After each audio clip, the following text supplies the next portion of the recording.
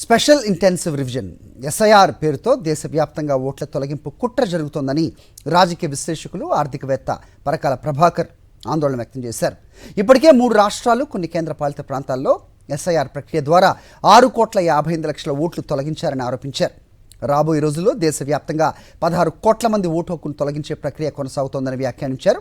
అలాగే ఏపీలో 3 సెకండ్లకు ఒక ఓటు పడిందని, మణిపూర్లో ఏం జరుగుతుందో తెలియని పరిస్థితి అంటూ ఆందోళన వ్యక్తం చేశారు.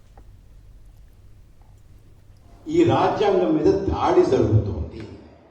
ఈ రాజ్యాంగాన్ని మనకి తెలియకుండానే నెమ్మదిగా బలహీనపరిచి రాజ్యాంగంలో మనం చెప్పుకున్నటువంటి వ్యవస్థలన్నీ కూడా అవి చూడడానికి అలాగే ఉంటాయి.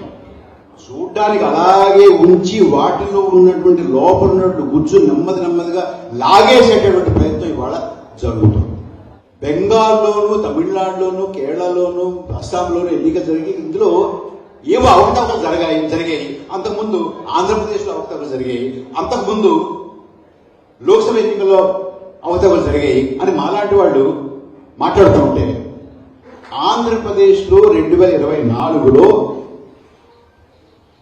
20 సెకండ్కి ఒక ఓటు అది తీసేస్తే, అందులో 7 సెకండ్లు తీసేస్తే 14 సెకండ్లు తీసేస్తే ఆ 20 సెకండ్లో 6 సెకండ్లు 2 ఓట్లు అంటే 3 సెకండ్లకు ఒక ఓటు పెడితే మా ఓటే.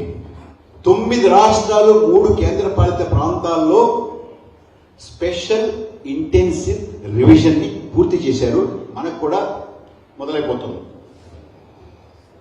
ఇప్పటికీ జరిగినటువంటి రాష్ట్రాల్లో 6,58,00,000 మంది ఓట్లని తీసేశారు.